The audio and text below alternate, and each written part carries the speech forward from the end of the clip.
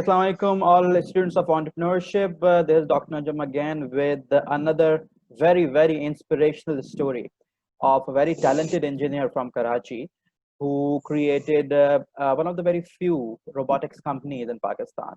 He is currently serving in the field of education and doing some excellent work. हम इन्हीं से इनका तारुफ सुनेंगे और फिर ये जानेंगे कि इन्होंने ये जो कंपनी है ये किस तरह से स्टार्ट की. So, Nabil, I think I would request that you introduce yourself. First of all, thank you very much for joining us today and taking out time from your busy schedule. I hope this talk is going to be useful for the students of entrepreneurship and everybody who has some interest in this area. So, please, over to you. Please give an introduction of yourself, your company, and then tell us your inspirational story. Assalamu alaikum, Dr. Saab. Thank you very much for the invitation, first of all. Introduction is really simple and short. My name is Mohammad Nabil, running a company called Advanced Robotics from like 3.5 years. We started from IBA. There's an incubation center in IBA. So we started from there. The first incubation center was IBA. So that's how we started. Other than this time, I did my master's in robotics from South Korea. I went to Germany for doing my PhD in robotics, but I dropped my PhD because I started the company in Pakistan. That's why Nabeel आपकी आवाज बीच में दब रही है. ये जो आपने education वाली बात बताई, could you please start again? Sorry. So I did my master's in robotics from South Korea, and then went to Germany for doing my PhD in robotics from TU in Germany. TUM is one of the best university in Europe actually. So, but I dropped my PhD because I started Advanced Robotics in Pakistan. So I came back to Pakistan and now working full time from last 3.5 years on Advanced Robotics. Okay, आपकी आवाज दोबारा दब गई. Can you please try without the headphones? Without the headphone, let me. Would that work?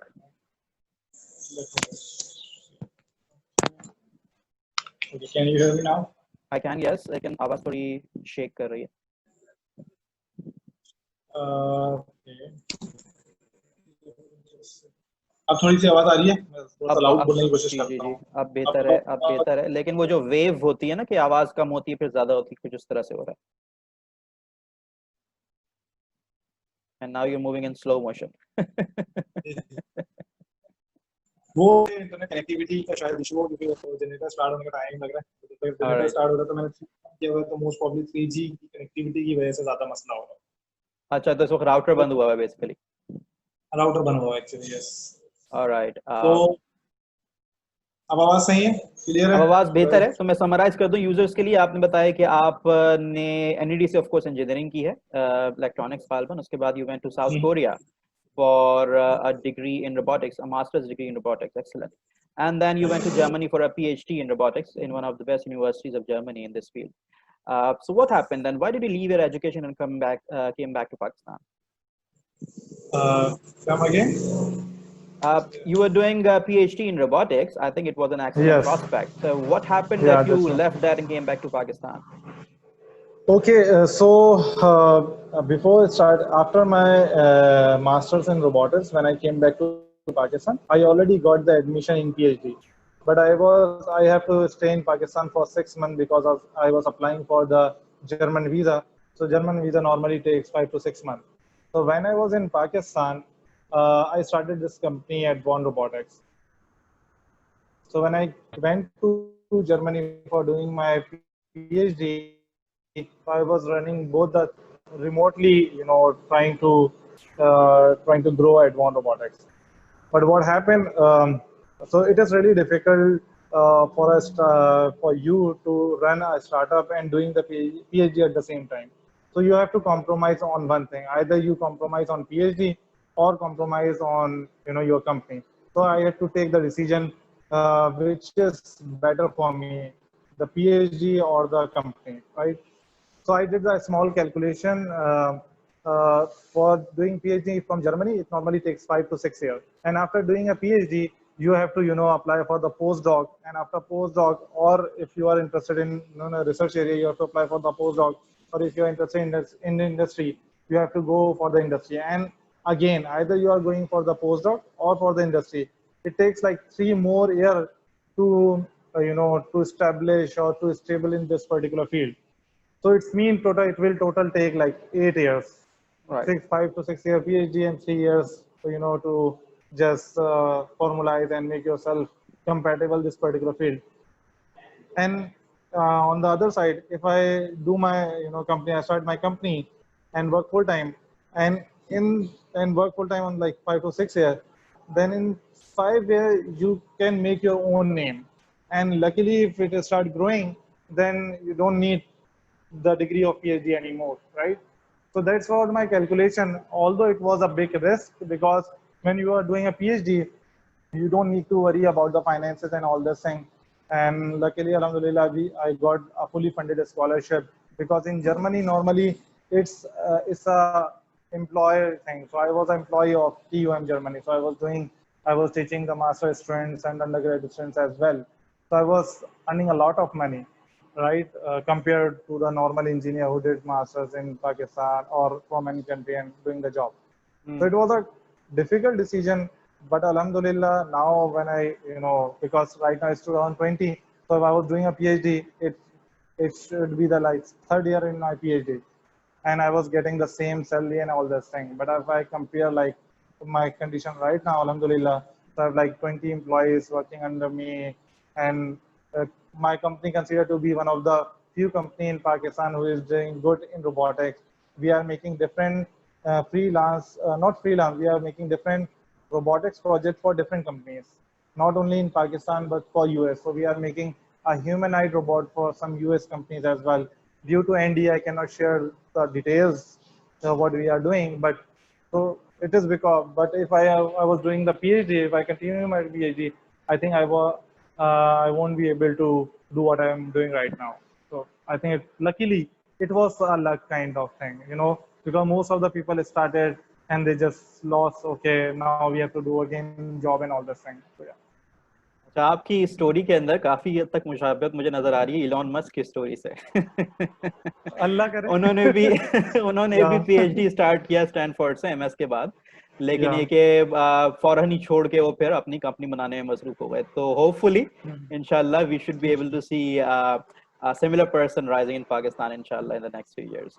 अच्छा ये बताइए कि कहने में तो आसान है कि आपने ये छोड़ा सब कुछ और आके स्टार्ट कर दिया, और क्योंकि आपने थोड़ी सी कैलकुलेशन की कि 7-8 साल के अंदर मैं सिर्फ एक डिग्री ले सकूंगा, जबकि यहाँ पे 7-8 साल के अंदर बहुत कुछ कर सकता हूँ।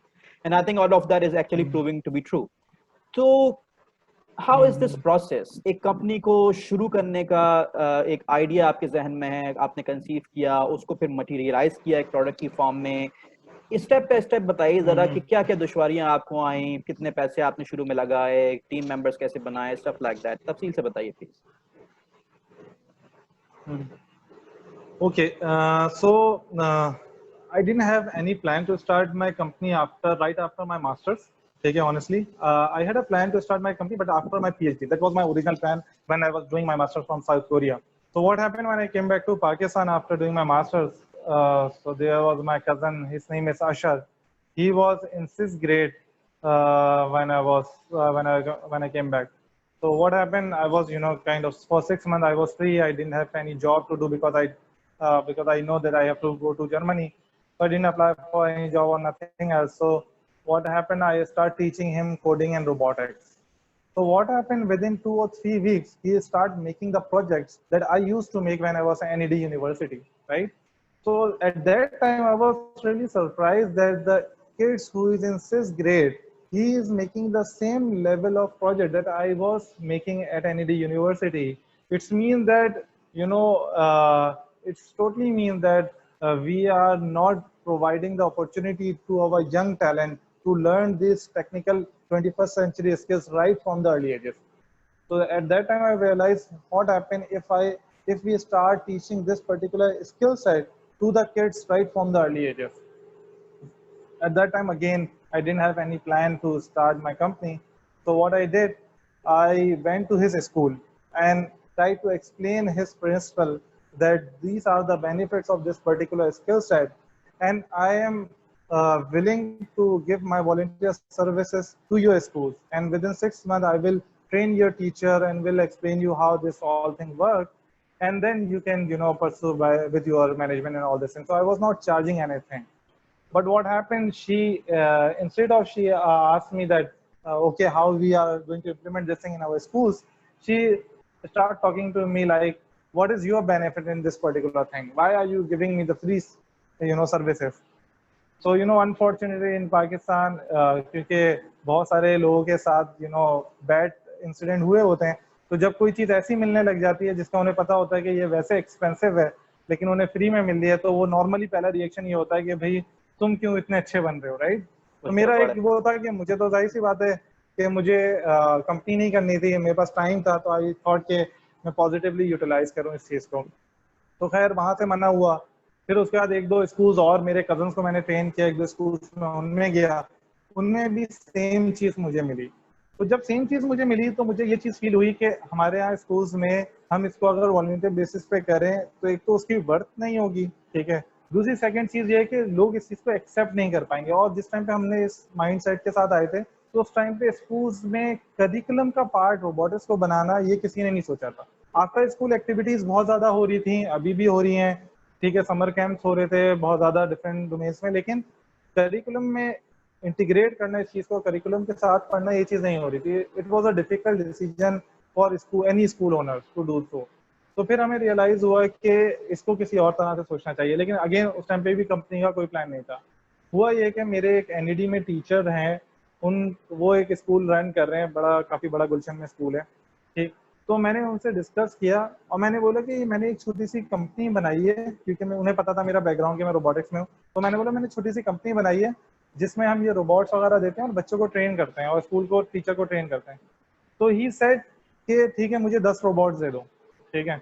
तो वो समझ लें कि वो जो 10 रोबोट्स की जो पेमेंट आई थी ना, वो हमारी इनिशियल इन्वेस्टमेंट थी। तो उससे पहले तक प्रोटोटाइप भी नहीं था हमारे पास, ठीक है। तो वो अच्छा जो नबील, प्रोटोटाइप था वो, सॉरी मैं थोड़ा सा इंटरप्ट यहाँ पे करूंगा। आप यूजर्स की सहूलत के लिए थोड़ा सा क्रॉनिकल्स को भी अगर आप टच करते चाहें, तो इंजीनियरिंग आपने एनईडी से किस सन में की कंप्लीट? 2012। 2012 में। उसके बाद you immediately went for your MS from south Korea? MS, बिल्कुल। फिर 2015 में मेरा एमएस कंप्लीट हो गया। राइट। 2015 से 2016 के दरमियान में मैं यहाँ पे रहा, फिर मैं जर्मनी चले गया, फिर 2017 या 18 के स्टार्ट में वापस आया मैं। तो ये स्कूल्स का जो विजिट आपने किया, ये किस दौरान हुआ है? ये जब मैं साउथ कोरिया से वापस आया था, इट वाज 2015 और 16 वो अराउंड। जो भी ये बीच में एक साल था, उस दौरान आपने काम किया? जी जी बिल्कुल। सही है। और फिर तो ये आपके खर्चे जो है वो ट्यूशन वगैरह से गालबन चल रहे होंगे, जो कि नॉर्मली होता है हमारी यूथ के साथ, खासों से। नॉर्मली जो, क्योंकि जब मैं मास्टर्स करके आया था तो मास्टर्स में भी मेरी अच्छी खासी सेविंग थी, क्योंकि वो भी फुली फंडेड स्कॉलरशिप थी मेरी। सही तो है। वहाँ से एक अच्छी सेविंग थी अल्हम्दुलिल्लाह। तो और जर्मनी मुझे जाना था ऑब्वियसली, तो इसलिए मुझे पैसों का ऐसा रिलेटिवली इशू नहीं था, क्योंकि मुझे पता था कि जर्मनी में भी एक अच्छी अमाउंट मिलने वाली है मुझे, ठीक।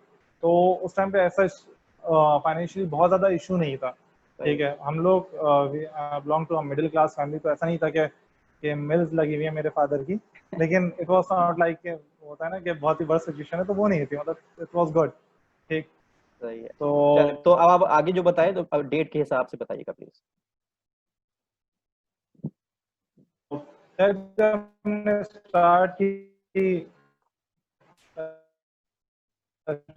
करने के बाद ये सिचुएशन आई, फिर आई थॉट कि ठीक है हमें, ठीक है। तो ये 2016 की बात है अराउंड, जब हमने अपने टीचर को बताया, तो उस टाइम पे जो उनके 10 रोबोट्स की जो पेमेंट थी ना, वो हमारी इनिशियल सीड फंडिंग कह लें, आप उसे एंजल इन्वेस्टमेंट कह लें, तो वो थी, ठीक है। तो उससे हमने स्टार्ट किया और उस टाइम हमने किया कि हाँ, इसको कंपनी के तौर पर बनाना चाहिए।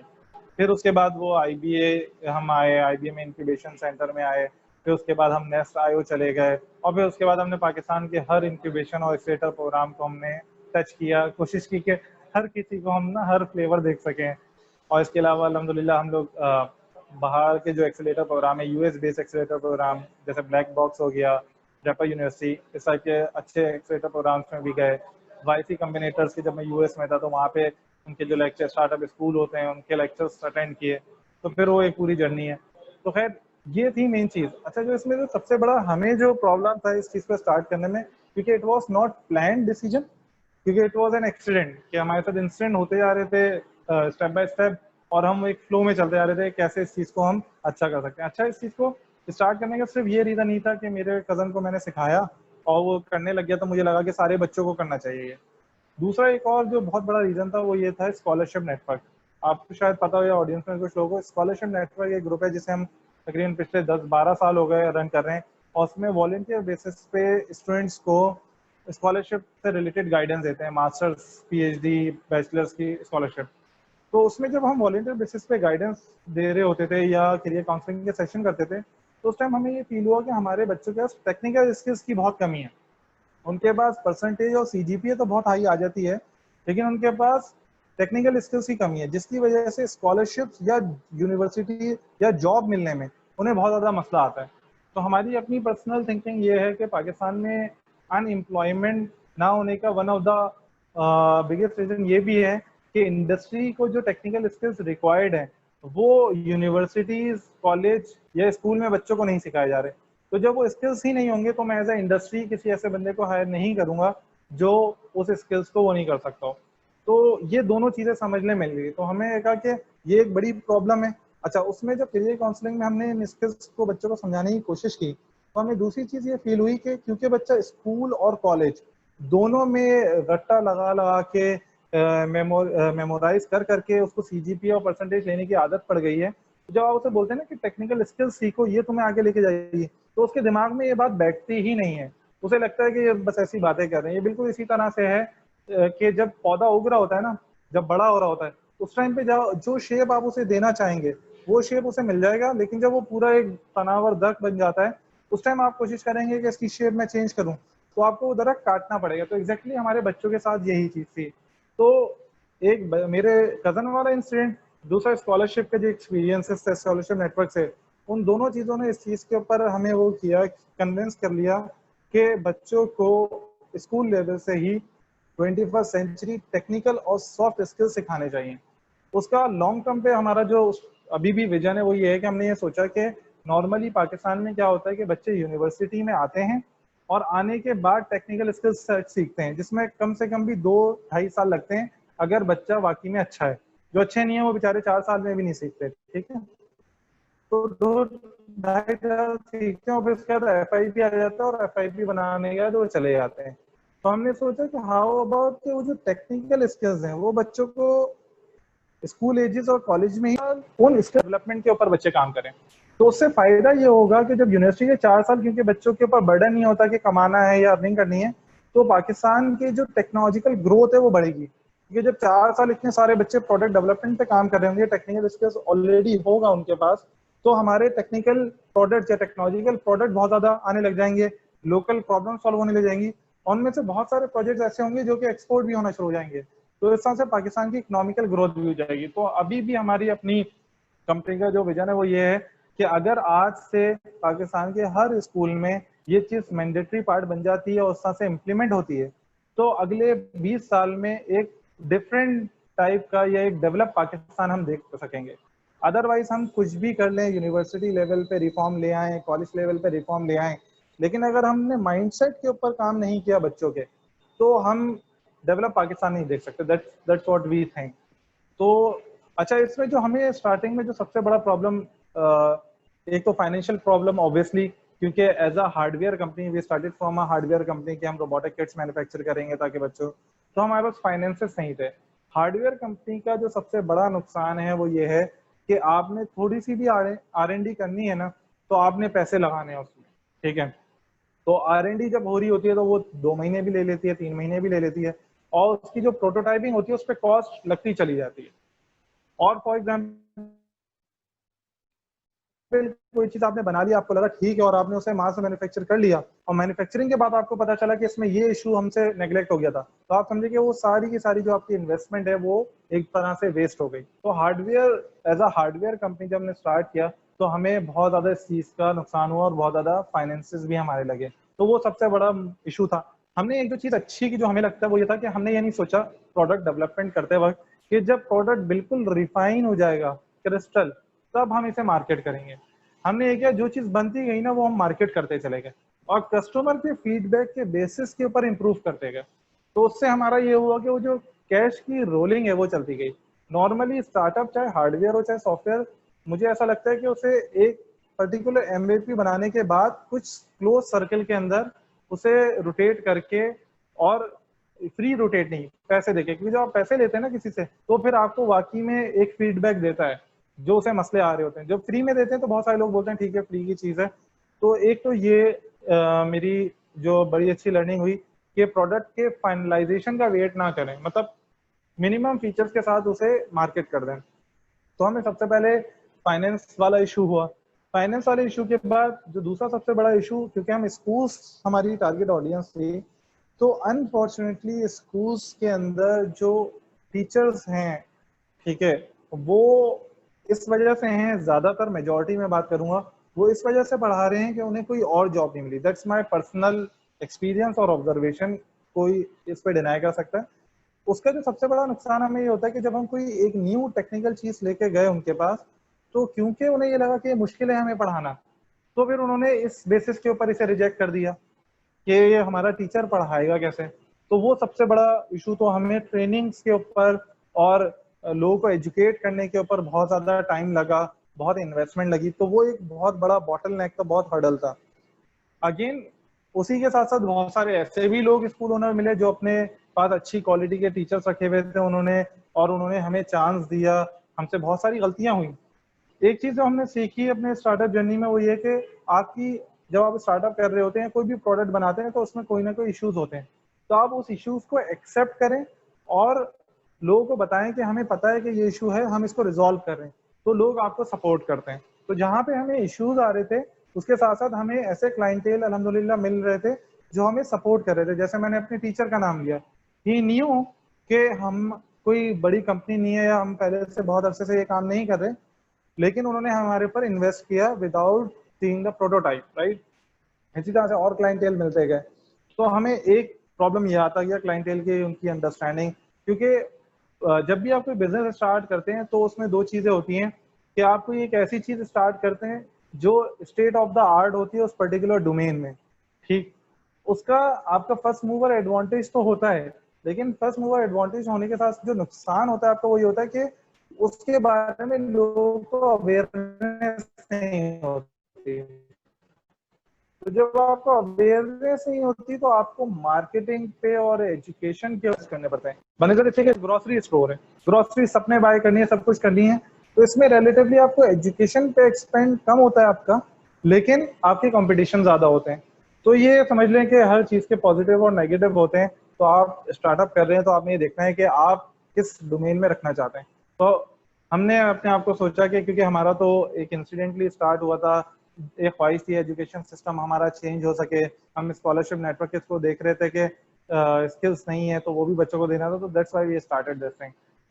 तो फिर उसके बाद हम चलते गए, फिर उसके बाद जर्मनी में चला गया, टीम बनाई यहाँ पे लोगों की।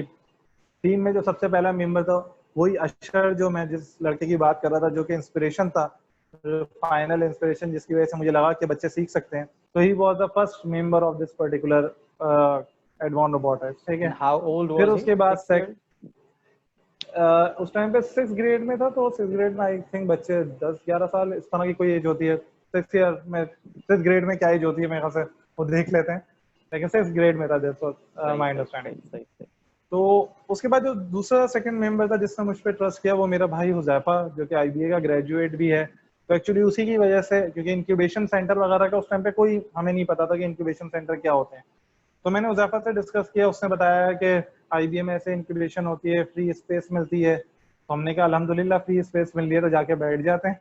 तो हम वहाँ पे जाके बैठे, तो वहाँ पे आपके जो डॉक्टर इमरान हैं और एक और जो आपके मैनेजर हैं इंक्यूबेशन के, नाम मेरे जहन से निकल रहा है, आजाद भाई, ठीक है। तो आजाद भाई थे, तो उनसे आप पूछेंगे कि रात रात तक वो कॉरिडोर के अंदर ना आपके वहाँ बैठ के हम लोग काम कर रहे थे, क्योंकि इंक्यूबेशन सेंटर में नॉर्मली आपको स्पेस कम मिलती है, लेकिन हम हार्डवेयर कंपनी थे तो हमें मैन्युफैक्चर करने के लिए हमें ना बड़ी स्पेस चाहिए होती थी, तो वो हम आपका जो कॉरिडोर है वो यूज करते थे। तो दैट्स हाउ वी स्टार्टेड। और फिर उसके बाद आहिस्ता आहिस्ता पहले इंटर्नशिप पे लोगों को लिया, इंटर्नशिप लेने के बाद लोग करते रहे, फिर थोड़ा बहुत जब फ्लो बनता गया तो हमने उन्हीं इंटर्नशिप पे जो लोगों को लिया था उनको हमने जो है परमानेंट जॉब देने लग गए। अच्छा, जब ये हम एडवांस कर रहे थे तो एडवांस के साथ, अच्छा अगेन वही बात, जब ये एडवांस स्टार्ट की थी ना, तो मुझे ऐसा नहीं लगता था कि it should be a business thing, it should be a volunteer thing again, क्योंकि उस तो हुआ है कि बिजनेस अच्छा, उस टाइम पे जब इंक्यूबेशन वगैरह देखने लगे तो हमें ये आइडिया हो गया कि हाँ कोई चीज़ ऐसी होती है। तो क्योंकि मेरा रोबोटिक्स अपनी फील्ड है, तो मैंने उस टाइम एक और कंपनी स्टार्ट की हैप्टिका के नाम से। वो काफ़ी मशहूर हुई उस टाइम पे, क्योंकि we were the only company जो कि इतनी state of the art gaming industry के लिए कोई गैजेट्स बना रहे थे। तो वो नेक्स्ट आईओ में हम उसके लिए इंक्यूबेट हुए, तो वहाँ पे हमने बहुत सारी चीज़ें सीखी, तो लर्निंग होती रही। लेकिन उसको अब देखें, वहाँ पे भी हमने गलती ये की हैप्टिका के अंदर कि it was a good product, लेकिन टारगेट ऑडियंस या जो मार्केट है, टोटल मार्केट साइज वो बड़ा कम था, क्योंकि गेमिंग इंडस्ट्री रिलेटिवली पाकिस्तान में कम है, और जो हमारा गैजेट बन रहा था वो गैजेट पूरा फीडबैक हैप्टिक फीडबैक सिस्टम था उसके अंदर, तो वो काफ़ी एक्सपेंसिव था। तो हमें फील हुआ कि इसको, क्योंकि हमारे पास इन्वेस्टमेंट नहीं थी, तो हमें फील हुआ कि हम कोई ऐसा हार्डवेयर प्रोडक्ट नहीं बना सकते जिसकी प्रोटोटाइपिंग ही 50,000 60,000 में बन रही हो। वो हमारे लिए पॉसिबल ही नहीं था। तो लेकिन हमने उसको भी बनाया, उसको भी मार्केट किया, लेकिन उसको क्लोज करने का रीज़न यही था कि एक तो इन्वेस्टमेंट नहीं थी, दूसरी हमें लगा कि बहुत बड़ी मार्केट नहीं है। अगर आइडियली भी बहुत हम ग्रो कर गए तो बहुत ज़्यादा ग्रो नहीं कर पाएंगे, एक पर्टिकुलर थ्रेशोल्ड के बाद रुक जाएंगे हम। तो इस वजह से फिर हमने उसको क्लोज किया और फिर परमानेंटली एडवान के ऊपर काम करने लग गए। फिर एडवान चल रहा था, टीम बन गई थी, फिर मैं जर्मनी चला गया, साइमल्टेनियसली दोनों चीज़ों को करता रहा, वो मैं बता चुका हूँ। फिर मैं क्यों वापस आ गया, उसका सिंपल रीज़न ये था कि वो एक सिंपल सी कैलकुलेशन थी जो कि मुझे कहती थी, क्योंकि हुआ ये था कि अल्हम्दुलिल्लाह के मास्टर्स के अंदर मेरे रिसर्च पेपर्स अल्हम्दुलिल्लाह बहुत अच्छे थे। मतलब जर्नल पब्लिकेशंस जो आई ट्रिपल ई मैकाट्रॉनिक्स और इस टाइप के जो रोबोटिक्स के जो हाई इम्पैक्ट फैक्टर जर्नल्स हैं और हाई इम्पैक्ट फैक्टर जो कॉन्फ्रेंसेस हैं, तो अल्हम्दुलिल्लाह उसमें मेरी कॉन्फ्रेंस पब्लिकेशंस और जर्नल पब्लिकेशंस थी। तो जब मैं पीएचडी में आया ना, तो मुझे एक्चुअली वो वाली चीज़ नहीं थी कि जो एक नॉर्मली होता है ना कि मेरी पब्लिकेशन बहुत अच्छे उसमें हो, क्योंकि वो ऑलरेडी मैं अचीव कर चुका था अल्हम्दुलिल्लाह। तो फिर मेरी और दूसरी चीज़ मैंने ये देखी पीएचडी के दौरान कि बहुत सारे ऐसे रिसर्च हो रही हैं जो कि बस रिसर्च होती हैं, पब्लिकेशंस होती हैं, लेकिन उनकी प्रैक्टिकल लाइफ में इम्प्लीमेंटेशन नहीं है। तो मेरा पीएचडी का मूड ये था, प्लान, कि मैं पीएचडी में ऐसी कोई चीज़ बनाऊंगा जो कि मैं कमर्शलाइज कर सकूं। That was my complete intention. मतलब रिसर्च भी हो उसमें, लेकिन वो at the end of the my PhD should be commercialise product. तो मेरे जो सुपरवाइजर थे उनका ये था कि नहीं, कमर्शलाइज प्रोडक्ट नहीं करनी, हमें हमें रिसर्च बेस्ड ज़्यादा काम करना है। तो शी वॉज रियली काइंड। जब मेरी उनसे बात हुई, क्योंकि इंटरव्यूज के दौरान भी मैंने उनसे बात की थी कि मुझे इस टाइप की चीज करनी है, तो जब मुझे वहां जाके ऐसा नहीं हो सकता, side she was a pure mathematical hard core professor, German professor, ठीक। तो शी सेड कि ये चीज़ नहीं हो सकती। तो आई आस्क्ड हर कि ma'am I have to work on this particular thing, तो मुझे I have to leave my PhD, क्योंकि मुझे नहीं लगता कि मैं अगर रिसर्च के साथ अगर उसे कमर्शलाइज नहीं कर सका तो मुझे उसमें मज़ा नहीं आएगा, ठीक। क्योंकि सिर्फ पब्लिकेशन से मुझे सेटिस्फेक्शन नहीं मिलती, पब्लिकेशन प्लस कमर्शलाइजेशन अगर एलिमेंट आप डाल दें तो मुझे सेटिस्फेक्शन मिलेगी।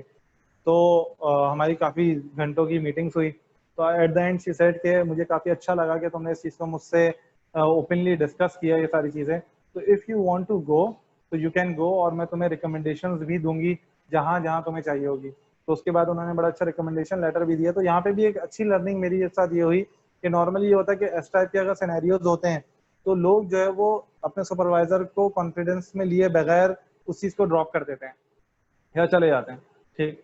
तो लेकिन जब ओपनली मैंने डिस्कस किया तो उसका मुझे फ़ायदा ये हुआ कि I am in the good book, right. Currently भी मैं उनकी अच्छी गुड बुक्स में हूँ। उन्होंने मुझे रिकमेंडेशन भी दिए हैं, अभी भी अगर मैं उन्हें ईमेल करता हूँ तो शी रिस्पॉन्डेड, तो शी रिस्पेक्ट। तो ये सिर्फ बात डिस्कस करने, क्योंकि इट्स अ काइंड ऑफ कि अपने एक्सपीरियंस शेयर करें और उससे बताएंगे क्या पॉजिटिव चीज़ें हैं, तो कुछ ऑडियंस ऐसी होगी जो शायद सेम प्रोसेस से गुजर रही होगी। तो उसके लिए ये रिकमेंडेशन है कि आप अपने सुपरवाइजर को कॉन्फिडेंस में ले, तो उससे आपको लॉन्ग टर्म पे फायदा है। क्योंकि सुपरवाइजर आपका, क्योंकि मेरे पास तो अच्छा एक और चीज, मेरे एक तो कैलकुलेशन थी मेरे दिमाग में ना कि 8 साल वाली जो कैलकुलेशन मैंने आपको बताई, दूसरी ये थी कि वो रिस्क मैं क्यों ले पाया, क्योंकि मेरे पास मास्टर्स में पब्लिकेशन अच्छी थी। तो मुझे ये था कि अगर खुदा ना खास्ता 1-2 साल तक ये कंपनी नहीं चलती तो अगेन आप मैं पीएचडी के लिए अप्लाई करके किसी और जगह पे अच्छी पीएचडी वो कर सकता हूँ। तो अगर मेरे साथ खुदा ना खास्ता ये मसला होता कि मुझे दोबारा से पीएचडी के लिए अप्लाई करना पड़ता, तो मुझे अपने प्रोफेसर का रिकमेंडेशन चाहिए होता। तो अगर मैं बगैर अनप्रोफेशनल एटीट्यूड अपना वहाँ पे रखता और आ जाता तो मुझे वो चीज़ नहीं अचीव होती। मुझे उसकी ज़रूरत नहीं पड़ी, एक अलग चीज़ है, लेकिन हो सकता है किसी को ज़रूरत पड़ जाए, तो इसलिए वो बड़ा अच्छा एक्सपीरियंस रहा। फिर पाकिस्तान आ गए। पाकिस्तान आने के बाद हमने चीज़ें स्टार्ट की। एनईडी के अंदर हमने डॉक्टर खुर्रम हैं, उन्होंने बड़ी सपोर्ट की हमें इनिशियली। उन्होंने एक जगह दी कि आप यहाँ पे काम कर रहे हैं। हमने एनईडी में रिसर्च लैब बनाई, क्योंकि रिसर्च का तो ऑब्वियसली शौक था। तो हमने विद इन 1 ईयर मैंने अपने अंडर FIPs बच्चों को करवाए, रिसर्च प्रोजेक्ट्स करवाए। तो अलहमदिल्ला विद इन 1 ईयर हमारी 6 पब्लिकेशंस निकली अंडर ग्रेड स्टूडेंट्स के साथ। ठीक, तो वो एक अच्छी गुड अचीवमेंट हमें लगी कि हमने लैब तो छोड़ दी थी अपनी, लेकिन अपनी सुपरविजन में 6 पब्लिकेशन, इंटरनेशनल पब्लिकेशन हमने निकाली। फिर उसके बाद उसी दौरान हम ये करते रहे। बहुत सारे ऐसे मंथ्स भी आए, 4-5 महीने ऐसे आए जिसमें कोई बिजनेस नहीं हुआ, क्योंकि इन्वेस्टमेंट तो ऑब्वियसली नहीं थी। और मतलब अगर मैं घर की तरफ से बात करूं तो घर की तरफ से जो एक अच्छी चीज़ मुझे मिली वो ये था कि इमोशनल सपोर्ट। मेरी वाइफ का, मेरी मदर का, मेरे फादर का, मेरे बहन भाइयों का। तो उस इमोशनल सपोर्ट से एटलीस्ट ये था कि अगर मुझे पैसे घर पे नहीं देने, ठीक है, तो ये नहीं था कि मुझे कोई प्रेशराइज करेगा कि तुम महीने के इतने ही पैसे दो।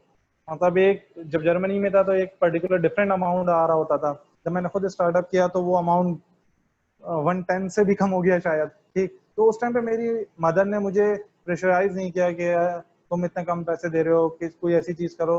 तो यहाँ पे भी एक जो लर्निंग है वो ये बहुत अच्छी है मेरे हिसाब से, कि अगर खुदा ना खास्ता मेरे पेरेंट्स या मेरी वाइफ या मेरे सिबलिंग्स मुझे प्रेशराइज करते या सपोर्ट नहीं करते इमोशनल, तो हो सकता था मैं 1 साल बाद छोड़ के दोबारा PhD करने चला जाता कहीं और।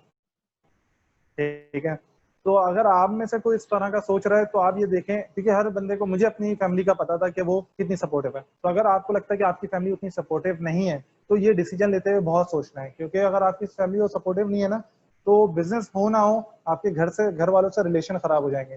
ठीक है, तो आई थिंक कोई भी ये नहीं चाहता कि घर वालों से रिलेशन खराब हो आपके, एक सिर्फ बिजनेस के चक्कर में, जिसका आपका पता भी नहीं है कि वो ग्रो होगा भी या नहीं होगा। तो चलिए, फैमिली यहाँ पे मैं थोड़ा सपोर्ट। सा ब्रेक लगवाना चाहूंगा। मैं थोड़ा सा रिव्यू कर लूँ। तो आपने कहा कि वो जो 10 ऑर्डर्स आपको मिले अपने टीचर की तरफ से, तो it was full advance payment I suppose, क्योंकि आपके पास इन्वेस्टमेंट तो थी नहीं, तो उन्हीं से पैसे लेके आपने उन्हीं की चीज़ बनाई और उसमें से प्रॉफिट किया। इज दैट जी ट्रू? जी सही है। जी और जी। उसके बाद फिर what was the next milestone उस 10 और फिर ऑर्डर के उसके बाद बाद? जो मेरी इन्वेस्टमेंट थी, 10 ऑर्डर के बाद हुआ ये कि मेरी फिर उसके बाद थोड़ा सा मुझे भी कॉन्फिडेंस आया कि जब कोई और दे सकता है, तो मेरे जो साउथ कोरिया से पैसे बचे हुए थे जो थी, फिर जर्मनी में गया। तो जर्मनी में होता इस तरह से था कि जो मैंने यहाँ टीम रखी हुई थी, तो मुझे जो अमाउंट मिलता था उसमें से मैं सैलरीज भी निकालता था। अपने घर में एक अमाउंट देता था और उसमें से सैलरीज भी निकालता था। तो वो समझ लें कि 1 साल तक तो मेरी जर्मनी की सैलरी, आधी की आधी सैलरी मेरी सैलरीज में जाती थी, बाकी घर पे जाती थी और कुछ मेरा एक्सपेंसेस होते थे। So that's how I was able to do that, So क्योंकि what was इन्वेस्टमेंट the नहीं थी। next big order after those 10 devices? हमारा जो नेक्स्ट बिग ऑर्डर था वही गुलशन में ही एक स्कूल है, बीकन लाइट स्कूल के नाम से। सही। वो एक नेक्स्ट बिग ऑर्डर था जहाँ से हमें काफ़ी अच्छा बूस्ट मिला। फिर उसके बाद और बहुत सारे स्कूल हैं, मतलब जो 2 बड़े स्कूल्स हैं, या कोई अगर मुझे बोले ना कि आपके क्लाइंटेल में कौन से ऐसे 2 क्लाइंटेल हैं जिसकी वजह से आपको लगता है कि एडवांस रोबोटिक्स ग्रो हो पाई, तो एक मेरिट एंड मेरिट है स्कूल और एक बीकन लाइट स्कूल है। ठीक है, और तीसरी जो नाम लूंगा क्लाइंटेल के पर्सपेक्टिव से बात कर रहा हूँ, वो सिटी स्कूल की मिस सोबिया है।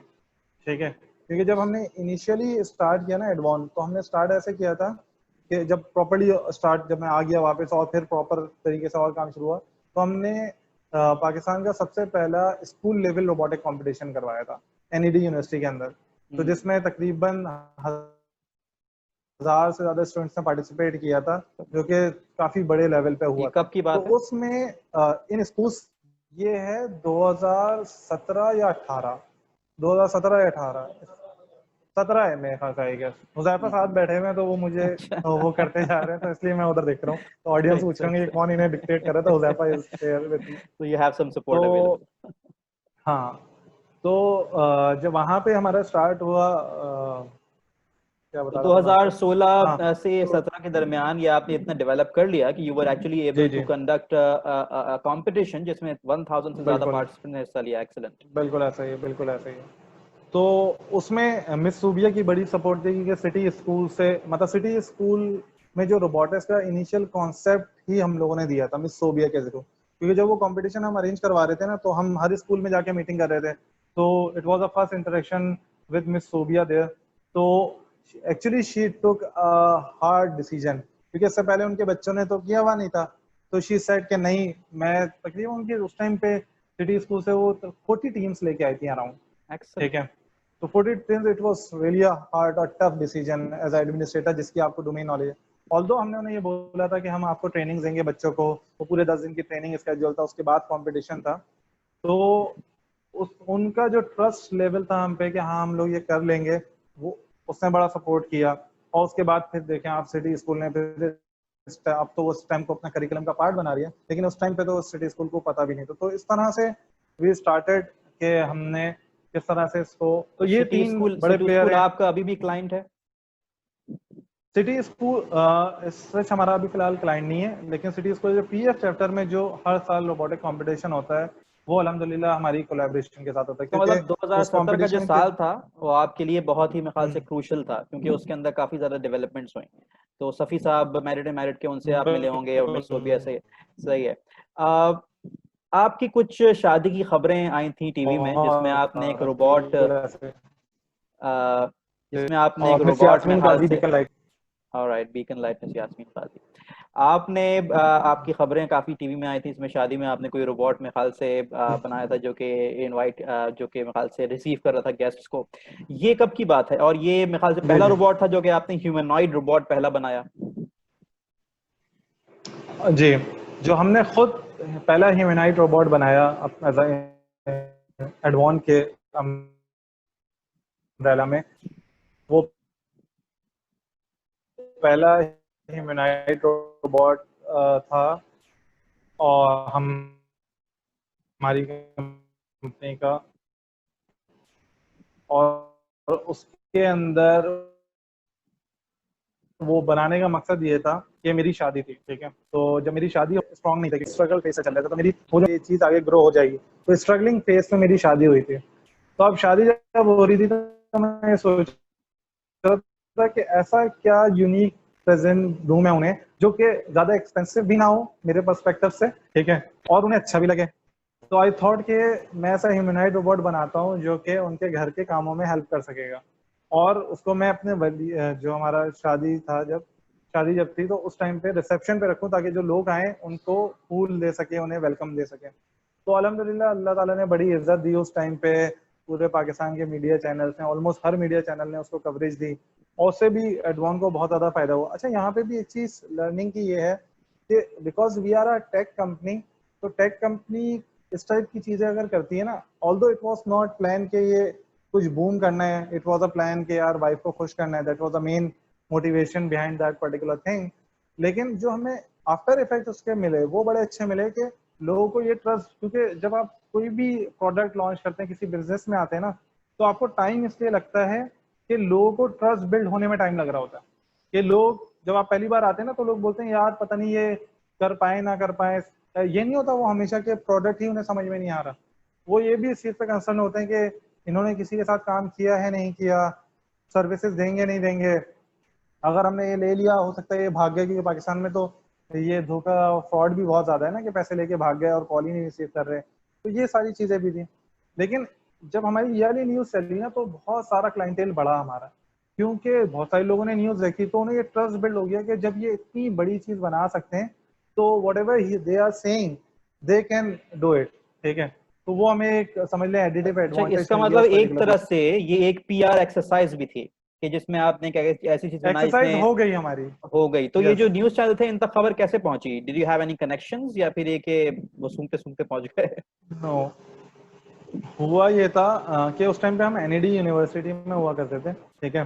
तो अच्छा, उससे पहले क्योंकि एडवान थोड़ा सा कंपटीशन वगैरह हो चुका था हमारा, जो मैं आपको बता रहा हूँ, जो सबसे पहला कंपटीशन था, तो उस कंपटीशन में भी कुछ न्यूज़ चैनल्स आए थे, उन्होंने कवर किया था, ठीक है। तो उसमें समा की एक न्यूज़ रिपोर्टर थी, नाम क्या है, सबा नाम था, आई गेस सबा नाम है।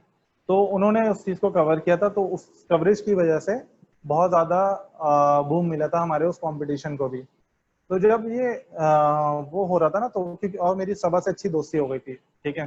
तो जब मैं अपना वो लॉन्च कर रहा था, तो जाहिर सी बात है जो दोस्त है उनको इनवाइट कर रहा था। तो मैंने सबा से ऐसे जिक्र कर दिया कि सबा मैंने ये काम कर रहा हूँ, ये बाकी मेहमानों के लिए सरप्राइज था, ठीक है, वाइफ के लिए भी सरप्राइज था, ऑब्वियसली घर वालों के लिए भी सरप्राइज था। लेकिन सबा क्योंकि मीडिया से ताल्लुक रखती थी, दोस्त अच्छी थी, तो मुझे कहीं ना कहीं इंस्टिंक्ट थी कि ये एक न्यू चीज हो रही है। तो मैंने सबा से डिस्कस किया कि यार सबा ही हो रहा है। तो सबा ने कहा मैं आ जाऊंगी। तो हुआ ये कि सबा आई, और जो 8 बजे का लाइव हो जाता है ना आपका, तो उस लाइव में उसने उसको ऑन एयर कर दिया। तो जैसे ही उसने ऑन एयर किया, क्योंकि वो रिपोर्टर है तो सब लोग हैं, तो जैसे ही लोगों ने देखा ना, उसके जो साथ के लोग थे, तो उन्हें एक चीज क्लिक कर गई। वो अल्लाह ताला ने जब इज्जत देनी होती है ना, तो वो फिर दे दे।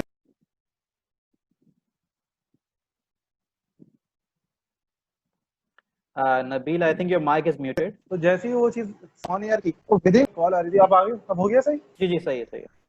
हाँ, तो जैसे ही सबा ने ऑन एयर किया, विद इन 1 आवर ऑलमोस्ट सारे न्यूज चैनल्स आ गए, ठीक है। और वी वर रियली सरप्राइज। अच्छा, हम लोगों ने सेपरेशन की हुई थी, मतलब मैं नॉर्मली के फीमेल्स अलग रहेंगी, मेल्स अलग रहेंगे, ठीक है। तो ताकि ये कि इस्लामी उसके हिसाब से ना। लेकिन जब एकदम से न्यूज चैनल वाले इतने आए ना, तो मुझे समझ में नहीं आया उसके बाद हुआ क्या। वो न्यूज चैनल वाले पूरे उसमें घूम रहे हैं, और मतलब काफी अच्छा एक्सपीरियंस था। और उसमें जो एक सबसे बड़ा नुकसान ये हुआ कि वो अभी तक मुझे अपनी वाइफ से ताने मिलते हैं कि जो हमारी ऑफिशियल फोटोग्राफर थी लड़की, उसके जितनी भी पिक्चर्स हैं उसमें मैं नहीं हूँ, क्योंकि मुझे पूरा टाइम न्यूज चैनल वालों को देना पड़ा था। तो मैंने कहा देखो, तुम्हें तो खुश होना चाहिए कि तुम्हारी एक पाकिस्तान की वाइफ शादी होगी, जो कोई भी कभी भी सर्च करेगा तो उसे मिल जाएगी इंटरनेट पे कहीं ना There कहीं are पे। pros and cons of being a wife of an entrepreneur. बिल्कुल ऐसे ही। अच्छा, ये कब की बात है? मेरी शादी, ये नहीं सवाल पूछे वाइफ से मुझे, अगर उसने वो देखी है ना। चले, मैं इट क्लिप सर्च वाज करके यूट्यूब पे वहां से डेट देख लूंगा। 2018, इट वाज 2018 आई गेस। और मंथ कौन सा था, I am really bad at, आप मेरी, ठीक है, I am really bad at remembering the dates, ठीक है। I mean, तो same ये with मेरे me. आपके ये सवाल जो है ना, आपने बड़ा गलत पूछा है, क्योंकि अगर ये मेरी वाइफ ने सुन लिया ना, फिर हर बर्थडे पे ना उनका यही ताना मिलता है। एक बर्थडे मेरी मिस हो गई थी उनसे ना, तो उन्होंने यही ताना दिया था कि तुम्हें बर्थडे याद नहीं रहती। बेटे के सालगिरह पूछती हैं वो मुझसे ना।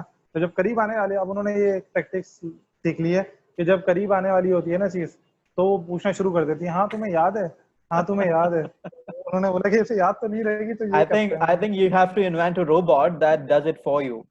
वो आपकी जगह पे जो है ना, वो रिमाइंड कराया करे और वो काम कर दिया करे, केक खरीद के ले आए, स्टफ लाइक दैट। एनीवेज, तो ओके, तो इसका मतलब 2017 बहुत अहम था, 2018 के अंदर ये जी। वाकया हुआ। अब आपका कहना है कि अब आपके पास इंटरनेशनल ऑर्डर्स भी हैं, तो ये डेवलपमेंट जो लास्ट 2 इयर्स के अंदर हुई है, 2019 के अंदर क्या क्या मेन जी, वाकयात हुए और 20 में, ये इनके बारे में जरा बताइए। 2019 में जो सबसे बड़ी अचीवमेंट हमारी थी वो ये थी, 2019 में वो ये थी कि हमने ये जो सीरीज ऑफ कंपटीशन हम जो करवा रहे थे, 2018 में जो हमने पहला किया था, 17 में जो पहला किया था, वो 18 में भी हमने रिपीट किया और 19 में भी किया। लेकिन 19, 18 और 17 वाला जो हमारा इवेंट था वो एनईडी में हुए थे दोनों, नहीं, एक हबीब में हुआ था, हबीब यूनिवर्सिटी के साथ, और एक एनईडी में हुआ था, तो सेकंड हबीब में हुआ। लेकिन जो थर्ड हुआ वो हमारा हुआ आईटीसी इन एशिया में, एक्सपो सेंटर में। हम्म। वहां पे सबसे ज्यादा थैंकफुल हूँ मैं उमैर भाई का, उमैर निजामी, जो आईटीसी इन एशिया को लुक आफ्टर करते हैं। उनकी पूरा बहुत सारी एग्जीबिशन होती है, one of them ITC in Asia. तो उन्होंने ट्रस्ट किया हमारे ऊपर कि हाँ हम इतना बड़ा इवेंट जो है वो ऑर्गेनाइज कर लेंगे। तो उन्होंने हमारे साथ कोलैबोरेशन की और हमें बोला कि आप यहाँ पे रोबोटिक्स का कंपटीशन करवाएं बच्चों का। तो that was the biggest achievement, क्योंकि एक्सपो सेंटर का एक पूरा हॉल जो हमने यूज किया था, और उस टाइम पे यूनिवर्सिटी लेवल के कंपटीशन भी थे, स्टूडेंट स्कूल लेवल कंपटीशन भी थे। और उसमें अराउंड हमारे पास जो टोटल पार्टिसिपेंट थे वो तकरीबन 2000 2,500 के करीब थे। और बहुत ज़्यादा रजिस्ट्रेशन आई थी हमारे पास। तो और हम 2020 में एक्सपेक्ट कर रहे थे कि हम इंटरनेशनल उनको भी लेके आए, ठीक है, इंटरनेशनल पार्टिसिपेंट्स को भी लेके आए, क्योंकि लास्ट ईयर जो 2019 था उसमें पूरे नेशनल लेवल से लोग आए थे, सिर्फ कराची के नहीं थे, लाहौर और पेशावर साइड से भी स्टूडेंट्स ने पार्टिसिपेट किया था। That was the biggest achievement 2019 की। 2019 में accelerator program is one of the biggest achievement कि हमें एक्सेलेटर प्रोग्राम, यूएस का एक एक्सेलेटर प्रोग्राम 3 मंथ्स का प्रोग्राम था, उसमें ड्रैपर यूनिवर्सिटी के नाम से जो कि हमारे नस यूनिवर्सिटी में फैसल साहब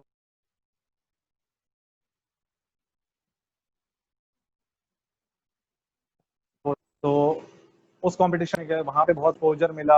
हमें ये पता चला कि इंटरनेशनल मार्केट को किस तरह से टारगेट किया जा सकता है। तो 2019 हमारे लिए इस तरह से पीआर ब्रांडिंग के पर्सपेक्टिव से बहुत बहुत अल्हम्दुलिल्लाह बेहतरीन रहा। 2019 में जब मैं वापस आया यूएस से, तकरीबन सितंबर अक्टूबर में मैं वापस आया था, तो उसके बाद हमने पूरे पाकिस्तान के हर बड़े शहर में, चाहे वो साहिवाल हो, चाहे वो पेशावर हो, सियालकोट हो, फैसलाबाद हो, सब में वहाँ के जो अच्छे स्कूल्स हैं 100-150 स्कूल, उनके लिए हमने अवेयरनेस वर्कशॉप करवाई। और अल्हम्दुलिल्लाह हम पाकिस्तान की शायद वाहिद कंपनी है जो नेशनल लेवल पे इस टाइम पे काम कर रही है, और we are the only company अल्हम्दुलिल्लाह जिसने पूरे पाकिस्तान के अंदर, सॉरी एक्चुअली है ना मेरे पास क्योंकि 3G ऑन है तो मोबाइल पे हूँ मैं, तो वो एक कॉल आ रही है बार बार ना, तो उसको मुझे वो करना पड़ रहा है।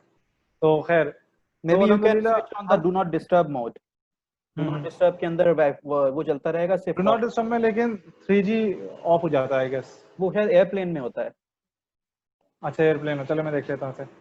अच्छा दूसरी चीज़ जो अल्हम्दुलिल्लाह अच्छी हुई 2019 में कि हमने पूरे पाकिस्तान के अंदर इसकी ब्रांडिंग और मार्केटिंग की, जिसका फ़ायदा ये हुआ कि वी आर द अल्हम्दुलिल्लाह ओनली कंपनी इन पाकिस्तान जिसने ग्रेड 1 से लेके ग्रेड 8 तक पूरा स्टेप बाय स्टेप स्ट्रीम का करिकुलम बनाया हुआ। स्ट्रीम का मतलब होता है science, technology, engineering, arts and mathematics.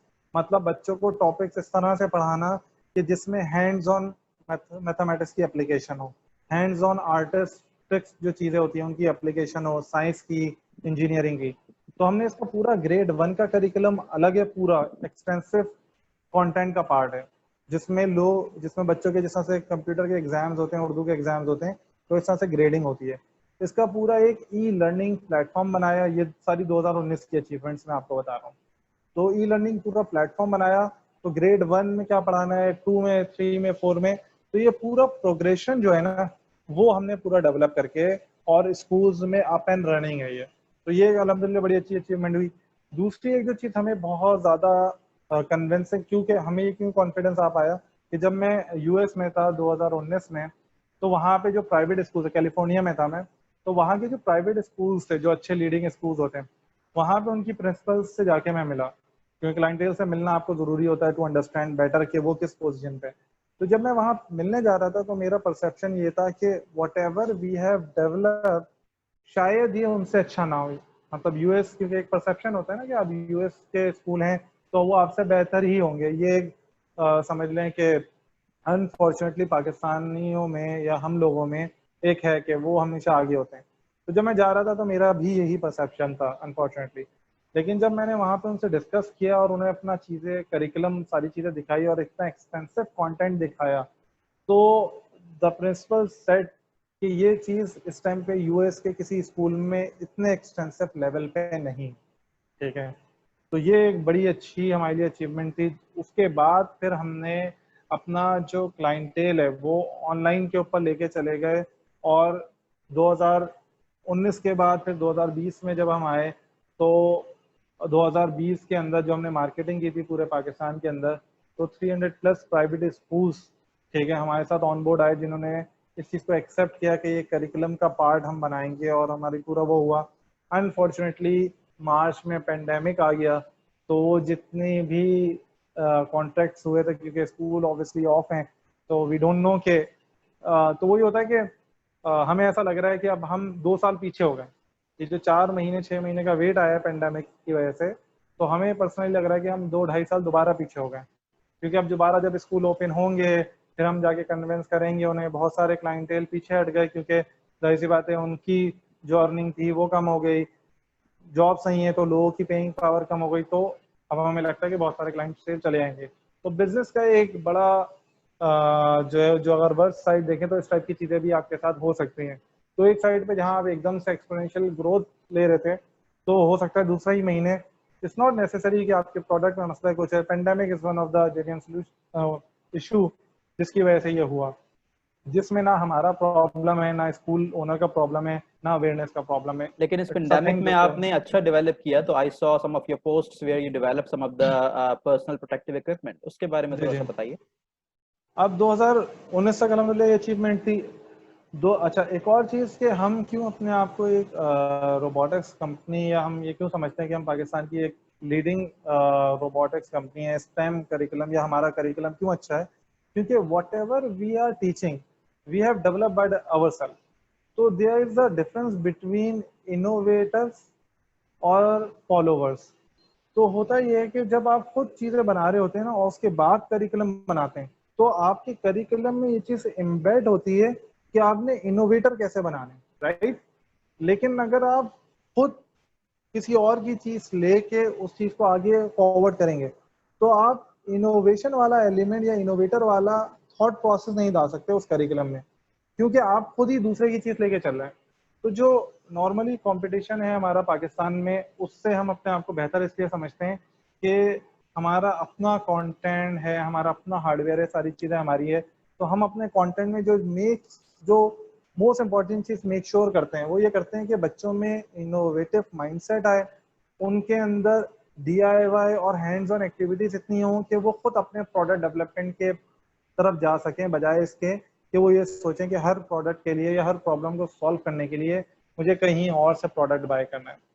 इसी एक्सपर्टीज का जो हमें फ़ायदा हुआ वो पेंडेमिक में फ़ायदा हुआ। पेंडेमिक अगेन हमारे साथ हर चीज़ बिजनेस पॉइंट ऑफ व्यू से जो भी हुई ना, वो इंसिडेंटली हुई है। तो पेंडेमिक जब आया मार्च में, तो सब चीज़ें बंद हो गई। तो जब बंद हुई तो हम घर चले गए। ऑब्वियसली हमें भी नहीं पता था, ना किसी और को भी पता होगा शायद कि वो 6 महीने या 4 महीने तक इतनी ड्रैग हो जाए, और आगे पता नहीं कितना ड्रैग होना है। तो हमने बंद करके एम्प्लॉयज़ को बोला घर चले आए, हम भी घर पे बैठ गए। लेकिन बीइंग एन एंटरप्रेन्योर या बीइंग स्टार्टअप पर्सन, आप ना घर पे नहीं बैठ सकते, ये मुझे ऐसा लगता है। ठीक है, आपको ना मसला शुरू हो जाता है कि यार 2 दिन बैठ गया हूँ मैं, और घर वाले भी ना परेशान हो जाते हैं कि भाई तुम्हें 2 दिन से देख रहे हैं हम, तो तुम कुछ कर लो ना। तो हुआ ये कि sir Safi merit and merit जो हमारे, जिनकी वजह से मैं क्रेडिट देता हूँ एडवान को भी, तो उन्होंने क्या किया कि हमें ये चीज़ फील हुई कि उस टाइम पे जो डेली वेजर्स हैं वो किस तरह से सर्वाइव कर रहे होंगे, क्योंकि डेली वेजर्स का तो ये होता है ना कि रोज कमाया रोज खाया और कोई सेविंग नहीं है। तो उस टाइम पे हमें ये सर सभी को थॉट प्रोसेस आया एक्चुअल में कि उन डेली वेजर्स का कैसे हेल्प कर सकें। तो उन्होंने एक मैसेज रोटेट किया कि हम ना राशन डिस्ट्रीब्यूशन कर रहे हैं डेली वेजर्स के लिए। तो वो सब पूरे नेटवर्क में उन्होंने ऑब्वियसली अपने किया, तो वो मैसेज मेरे पास भी आया। तो फिर हम लोगों ने उन्हें ज्वाइन किया, और 1 महीने तक हम कंटिन्यूसली जो है वो अल्हम्दुलिल्लाह इस प्रोसेस में इन्वॉल्व रहे। उसके लिए फंडिंग भी थोड़ी बहुत रेस की। मेनली ऑब्वियसली सर सफ़ी उस चीज़ को सब देख रहे थे, लेकिन जो जो हमारी रिसोर्स में हो सकता था कि हमने अपनी टीम को भी, जो जो लड़के आ सकते थे विलिंगली वॉलंटियर बेसिस पे काम करने, तो हमने राशन खुद पैक किए, डिस्ट्रीब्यूट खुद किए, फंड रेजिंग की। 1 महीने तक हम ये काम करते रहे। ठीक है, जब हम ये काम कर रहे थे तो अगेन वही रीज़न था, और अल्हम्दुलिल्लाह जो सर सफ़ी का लास्ट अपडेट था, तो टोटल जो हमने राशन डिस्ट्रीब्यूट किए वो around 45 to 46,000 family ration distribute किए थे। तो हम उस चीज़ पे अल्लाह का शुक्र अदा करते हैं, अल्लाह ताला ने हमारे थ्रू या थोड़ा सा हमारा कंट्रीब्यूशन उसमें ऐड किया। लेकिन जब सर सफ़ी के साथ हम ये काम कर रहे थे ना, तो वो होता है ना, जब आप थोड़े टेक्निकल होते हैं ना, तो फिर आपको ना ये रिपीटेटिव चीज़ जब आप करता है ना टेक्निकल पर्सन, मुझे ऐसा लगता है वो बोर होना शुरू हो जाता है कि यार ये मैं रोज कर रहा हूँ, मैं इससे शायद कोई अच्छी चीज़ कर सकता हूँ। तो अच्छा, उन दिनों हुआ भी है कि आपने वेंटिलेटर का बड़ा आपने बूस्ट देखा होगा कि लोग वेंटिलेटर बना रहे थे। तो मुझे बहुत सारे लोग पर्सनल बोलते हैं कि भाई तुम्हारे पास टेक्निकल स्किल्स हैं, टीम भी है, तो तुम वेंटिलेटर क्यों नहीं बना रहे। तो स्टार्टिंग से मेरा ये पर्सपेक्टिव था कि ventilator is a complex machine. ठीक है, और उस कॉम्प्लेक्स मशीन की, क्योंकि बीइंग अ हार्डवेयर कंपनी और R&D कंपनी, आई नो कि कोई चीज़ अगर आप R&D स्टार्ट करते हैं तो उसमें कम से कम भी 8-9 महीने मिनिमम आपको चाहिए प्रोटोटाइपिंग बना के उसको फर्स्ट MVP तक लाने के लिए। मतलब हार्डवेयर कोई भी आपका प्रोजेक्ट है, और ख़ासतौर पे वेंटिलेटर जैसी मशीन, तो उसके अंदर आपको टाइम इतना रिक्वायर्ड होता है। हाँ, वॉलंटियर बेसिस पे क्योंकि लोग आपके साथ कनेक्ट ज़्यादा हो जाते हैं, फाइनेंशियल इश्यूज नहीं हो सकते, तो आप उस टाइम को थोड़ा रिड्यूस कर सकते हैं।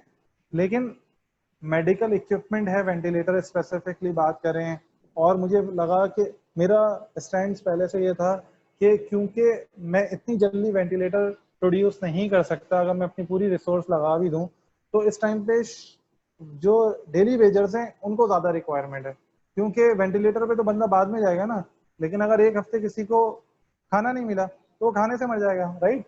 तो हमने हमारे पास प्रायोरिटी होनी चाहिए, तो हमें लगा कि हम वेंटिलेटर को नहीं, हम इस चीज़ को चूज करेंगे और एंड तक करते रहे। लेकिन फिर उसके बाद अल्हम्दुलिल्लाह उस टाइम तक सर सफ़ी की 1 महीने के अंदर बहुत अच्छी फंडिंग आ गई, बहुत लोग वॉलंटियर पे आ गए। तो जब बहुत ज़्यादा लोग आ गए तो हमें लगा कि अब अगर हम इस इक्वेशन से निकल भी जाए ना तो वो काम रुकेगा नहीं, क्योंकि अल्हम्दुलिल्लाह बहुत लोग आ गए थे। तो फिर हमने सर सफ़ी से कहा, सर मैं ना वेंटिलेटर पे थोड़ा सा ट्राई करता हूँ। तो फिर हमने वेंटिलेटर के लिए हमने फिर अपना ऑफिस ओपन किया, उसके बाद वेंटिलेटर पे थोड़ी सी वर्किंग की। लेकिन जब वेंटिलेटर पे वर्किंग कर रहा था तो अगेन वही मेरे दिमाग में था कि ये जल्दी नहीं बनेगी और इस टाइम पे हमें वो सोल्यूशन सोचते हैं जो कि इसके स्प्रेड को, इसके जो बढ़ रहा है कोरोना, उसको रोक सके। तो फिर उस टाइम पे जो फर्स्ट थॉट प्रोसेस था वो ये था कि जो हॉस्पिटल्स में डॉक्टर्स काम कर रहे हैं उनको कैसे सेव किया जा सकते, क्योंकि जो कोरोना का पेशेंट के पास अगर चला गया तो वो तो डायरेक्टली एक्सपोज हो रहे हैं, तो उनके लिए होना चाहिए। तो फिर हमने फेस शील्ड को गए थे, मास्क में ये था कि आप मास्क से सिर्फ ये चीज कवर है, लेकिन आपका ये पूरा एक्सपोज हो रहा है, तो इस चीज को भी कवर करना है। तो फेस शील्ड का कॉन्सेप्ट लेके आए। अल्हम्दुलिल्लाह हमने तकरीबन डोनेशन के बेसिस पे तकरीबन 24,000 फेस शील्ड्स डोनेट की पूरे ऑल ओवर द पाकिस्तान। उसमें हमें अल्लाह का शुक्र है बहुत ज़्यादा डोनेशन मिली। मेरे यूएस के बहुत सारे दोस्त है, पाकिस्तान के जो दोस्त बाहर जर्मनी वगैरह में, उन्होंने बहुत ज़्यादा डोनेशन की, तो वहाँ से हमें बड़ी डोनेशन मिली। फिर उसके बाद हमने कवर ऑल जो होता है आपने डॉक्टर्स का देखा होगा, वो खुद अपने मैन्युफैक्चर करना शुरू किया, क्योंकि उसके अच्छा कवर ऑल मैन्युफैक्चर इसलिए शुरू किया हमने कि हमने पहले इसको डोनेशन बेसिस पे किया कि हम डोनेशन लेते थे, एक जो लोग इसको सेल कर रहे थे उनसे हम लेके आगे दे देते थे। लेकिन उसमें मसला ये हो रहा था कि आज लेट सपोज उसकी कॉस्ट 700 है, तो 3 दिन बाद वो 800 हो गई, 4 दिन बाद वो 900 हो गई, क्योंकि जाहिर सी बात है सप्लाई एंड डिमांड का है। तो जो जितना बढ़ा सकता है, कुछ लोग होते हैं कि इस टाइप की सिचुएशन में फ़ायदा उठाते हैं, कुछ लोग होते हैं जो सपोर्ट करना चाहते हैं। तो फिर हमने सोचा कि अगर हम इसको खुद मैन्युफैक्चर करें तो हम इसकी कॉस्ट वो कर सकते हैं ताकि हम ज़्यादा से ज़्यादा लोगों को पैसे। तो फिर हमने वो चीज़ें बनाना शुरू की, हमने अपने सर्जिकल मास्क बनाना शुरू किए, फिर उसके बाद हमने यूवी स्टेरिलाइजर बनाए। तो आई थिंक हम सबसे ज़्यादा एडवांस की जो टीम सबसे ज़्यादा जो प्रोडक्टिव हुई वो कोविड में हुई, क्योंकि विद इन अ मंथ हमने अल्हम्दुलिल्लाह 6 न्यू प्रोडक्ट्स डेवलप किए और उसे डिफरेंट जगहों में, हॉस्पिटल्स में, जिन्ना हो गया, लियाकत नेशनल हो गए, अब्बासी हो गए, सब जगहों पे हम लोगों ने दिया और लोगों ने यूज़ किया। तो वो सब कुछ आई थिंक इसलिए हो पाया क्योंकि वी आर, हमारा जो एक्सपर्टीज़ है मैन्युफैक्चरिंग की हमारी अपनी है। हम लोग खुद अपने आप को कंसीडर करते हैं कि अल्लाह ताला ने हमें थोड़ी सी इनोवेटिव माइंडसेट दिया हुआ है, तो इस वजह से हम ये सारी चीज़ें कर पाए। अगर हम ये नहीं कर होता हमारा माइंडसेट तो हम भी बैठ जाते, क्योंकि भाई सी बात है सब बैठे हुए हैं तो हम भी बैठ जाते। लेकिन अल्लाह का शुक्र है, अल्लाह ताला ने हमें हमसे ये काम करवाना था, हम अल्लाह का लाख लाख शुक्र अदा करते हैं, क्योंकि हमारी इसमें कोई वो नहीं है, कोई और भी हो सकता था, लेकिन अल्लाह ताला ने बड़ी इज्जत दी। जो हमने ऑटोमेटिक सैनिटाइजर बनाए, वॉक थ्रू गेट बनवाए, ऑल्दो के वॉक थ्रू गेट एक कंट्रोवर्शियल टॉपिक रहा, लेकिन जो देखिए बात ये होती है कि जब कोई इस टाइप की चीज़ आती है ना तो आप सबसे पहले सोचते हैं कि यार क्या क्या सोल्यूशन हो सकते हैं, और आप उसे बनाना शुरू करते हैं, और बनाने के बाद ही आपको पता चलता है कि हाँ इसमें ये ड्रॉबैक्स हैं, ठीक है।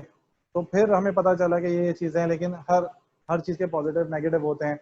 तो खैर हमने बहुत सारी अल्हम्दुलिल्लाह चीज़ें बनाई, उससे बहुत सारे फ़ायदे भी हुए। तो अब 2020 में हम यहाँ खड़े हुए हैं। और अच्छा उसके अलावा हमने एक जो बहुत बड़ी अचीव, एक तो ये कोविड-19 के प्रोडक्ट से रिलेटेड बहुत ज़्यादा अचीवमेंट थी हमारी। दूसरी जो हमारी बहुत बड़ी अचीवमेंट थी अल्हम्दुलिल्लाह वो ये थी कि हमने दुनिया का सबसे बड़ा लाइव कोडिंग कैंप करवाया फॉर किड्स। उसमें हमारे पास 50 प्लस कंट्रीज से रजिस्ट्रेशन थी, 150 प्लस सिटीज थे जिसमें, और 3500 प्लस रजिस्ट्रेशन थी from all over the world, जिसमें आप UK, Canada, what ever you name it, Bahrain. तो अल्हम्दुलिल्लाह समझ लें कि मल्टी नेशनल हम कोविड की वजह से हो गए, क्योंकि वो होता है ना कि ब्लेसिंग इन क्या होता है, ब्लेसिंग इन Disguise. डिसगाइज। तो वो चीज़ हमारे साथ हुई। अच्छा, इस चीज़ में मैं ये सोचता हूँ ना कि इसमें हमारा क्या कमाल है। तो ऑनेस्टली स्पीकिंग, जैसे मैं बता रहा हूँ ना, ये सारी जो चीज़ें चलती आ रही है ना कोविड में भी, तो ये सब इंसिडेंट बेस हो रहा है। कोई चीज़ प्लान नहीं है कि राशन डिस्ट्रीब्यूट करना है और फिर फेस शील्ड बनानी है, फिर वो बनाना है। हमें ऐसा लगता है कि ये चीज़ हमारे साथ इस वजह से हुई कि it was a good intention कि लोगों को सपोर्ट करना चाहिए, उसमें राशन डिस्ट्रीब्यूशन में आए हम। तो because of that particular good intention अल्लाह ताला ने हमारे लिए वो फ्लो बना दिया। क्योंकि मैं ये सोचता हूँ कि अगर मैं वो राशन डिस्ट्रीब्यूशन वाली जो कैंपेन थी उसमें इन्वॉल्व नहीं होता, तो उसके पीछे जितना भी पूरा लाइन बनी है ना, उसमें नहीं होता मैं, क्योंकि वो स्टार्टिंग पॉइंट था। तो इसमें जो लर्निंग है वो ये है कि इफ अगर आप दूसरों का अच्छा सोचेंगे और कोशिश करेंगे दूसरों को हेल्प कर सकें, तो फिर अल्लाह ताला आपको नहीं पता होता कि अल्लाह ताला आपको किस तरह से हेल्प करेगा। मतलब एज अ रोबोटिक्स कंपनी है, वी डिडंट थिंक ऑफ कि यार हम फेस शील्ड बनाएंगे या हम वो चीज़ें बनाएंगे, ठीक। और तो ये सारी चीज़ें हमने अल्हम्दुलिल्लाह बनाई, सारी चीज़ें की। और ये लाइव कोडिंग कैम्प जो करवाया, उसके बाद हम अल्हम्दुलिल्लाह, वो था फ्री हमने करवाया था बिकॉज ऑफ द कोविड। अच्छा, वहाँ पे भी देखें, वो जो कोविड, अब ये जो ration distribution it was free, face shield donation base पे किया। फिर उसके बाद जो हमने ये ऑनलाइन कोडिंग कैम्प करवाया, ऑनेस्टली स्पीकिंग हमारे वहमो गुमान में ये चीज़ नहीं थी कि हम जो है, वहमो गुमान में ये चीज़ नहीं थी हमारे कि हम 50+ कंट्रीज से 3,500 से ज़्यादा रजिस्ट्रेशन ले आएंगे, ऑनेस्टली स्पीकिंग। लेकिन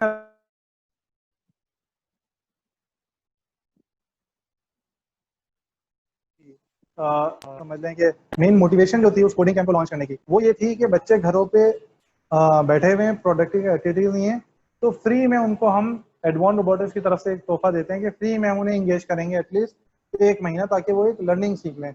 तो जब वो फ्री में हमने उसे लॉन्च किया, तो लॉन्च करने के बाद हमें इतना अच्छा रिजल्ट मिला। उसके बाद हम इस टाइम पे, उसके बाद जो पेड हमने करवाए ऑनलाइन कैंप, जिसमें वही अगेन पूरी दुनिया से हमारे पास रजिस्ट्रेशन आती हैं, लाइव क्लासेस करवा रहे हैं। तो चौथा पांचवा हमारा कोर्स है जो लाइव जा रहा है। तो अगर हम कोविड नहीं आता, अगर मैं इसको कोविड को नुकसानात हैं, लेकिन अपने पर्सपेक्टिव में पॉजिटिव में अगर मैं सोचूं, तो अगर कोविड नहीं आता तो मैं लाइव क्लासेस की तरफ कभी नहीं जाता। और लाइव क्लासेस की तरफ कभी नहीं जाता तो इंटरनेशनली जो हम अब क्लाइंट्स को एंटरटेन कर पा रहे हैं वो नहीं कर पाते, ठीक है। तो हमें ये फील हुआ कि अगर आप हर चीज़ में पहले ये सोचेंगे ना कि हमें किस तरह से हेल्प करनी है इंसानियत की, तो फिर अल्लाह ताला राह बना देता है आपके लिए। क्योंकि अगर ऑनेस्टली स्पीकिंग, अगर हम पेड लाइव कोडिंग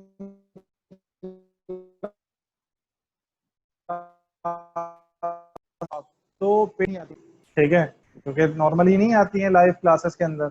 लेकिन because the intention was good behind that particular thing, तो अल्लाह ताला ने हमें इज्जत दी और हम लोगों ने इतना बड़े लेवल की चीज़ करवाई। और बहुत मतलब, तो लर्निंग यही है पूरे सिनेरियो में। आप देखें कि you try to be, your intention should be pure, your intention should be good. If your intentions are good, then you will get the benefit uh, right now or day after tomorrow or maybe after a year, but you will get the benefits. बिल्कुल, as we know कि इन्नमल अमालु बिन्नियात, if you have a good purpose in mind, if you have good intention, तो फिर वो कहते हैं कि नियत साफ मंजिल आसान, तो अल्लाह ताला फिर मंजिल भी आसान कर देते हैं।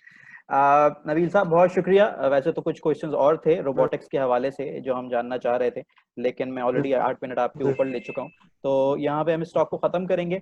आपके वक्त का बहुत शुक्रिया। मेरा ख्याल है कि इसका एक पार्ट 2 वर्जन 2 भी होना चाहिए, जिसके अंदर बहुत सी ऐसी चीजें जो डिस्कस होना रह गई हैं, तो अगर आपको कभी वक्त हुआ तो इंशाल्लाह उसको हम करेंगे। लेकिन for now I think we gonna have to end the meeting. Thank you very much. I hope we talk again. Thank you very much for the invitation.